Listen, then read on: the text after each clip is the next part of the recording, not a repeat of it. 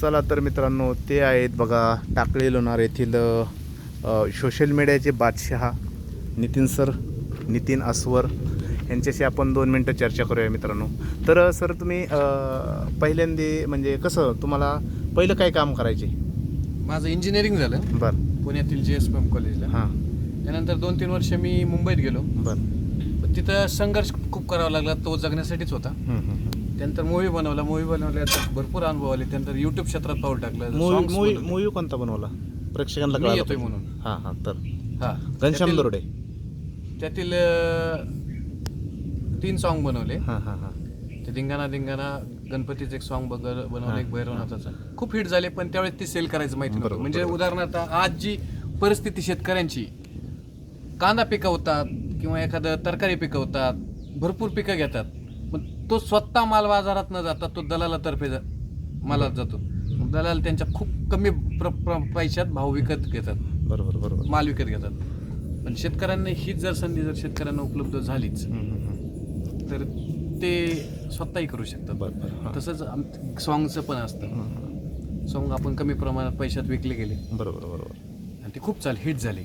त्यावेळेस माझं वय जेमतेम 20-22 वर्षाचं. ह्या क्षेत्रात माझं काही गॉडफादर नाही कोणी. मी स्वतःच पुढं आलेलो आहे. वेळ गेला या गोष्टीमध्ये, तर असा संघर्ष सुरू झाला. आता यूट्यूबमध्ये पण खूप व्हिडिओ बनवतो. फेसबुक पण लोक आज सोशल मीडियामध्ये फेसबुकला अर्निंग आहे.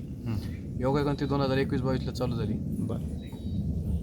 सुरुवातीला तुम्ही श्रीगोंद्यात आल्यानंतर तुम्हीच आमचे ॲक्टर होते. हां बरोबर. म्हणजे थोडक्यात मला दिशा दाखवायचं काम तुम्ही केलं आणि दिशा दाखवून आता टॉपला नाही आहे, पण सर्वसाधारण मी ब्लॉगर आहे सध्या. मी बेरोजगार नाही. हा तुमचा विषय हो. तुम्ही कॉक्रोच जनता पार्टीचे मेंबर आहे मी.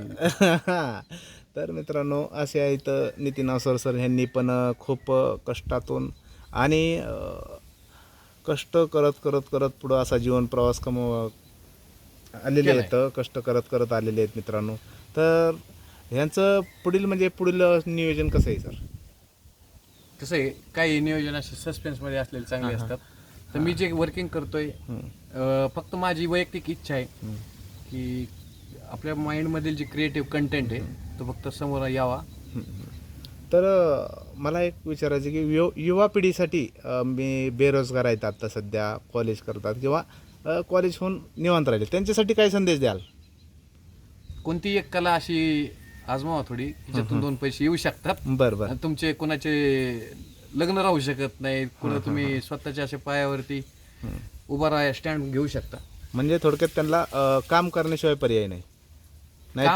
काम तर सगळे करतात, पण अशी कला अवगत करा की ज्यात तुम्ही उपाशी मरू शकत नाही. म्हणजे कोणतीही असो, तुम्ही फिटर व्हा, तुम्ही इंजिनियर व्हा किंवा डॉक्टर व्हा, काही पण व्हा, कला आहे ना ते. तसं मी वैयक्तिक माझं सांगतो, मी आवडते माझ्या क्षेत्रात आहे. मला असं त्याचं अजिबात दुःख वाटत नाही कसलं. तर मित्रांनो असे होते टाकळी होते म्हणजे आहेत. नाही टाका मला काहीतरी भावपूर्ण. तर असे आहेत आपले सर्वांचे लाडके डिरेक्टर, प्रोड्युसर, निर्माते, यूट्यूबर आणि इंस्टाग्राम, फेसबुक, भरपूर काही.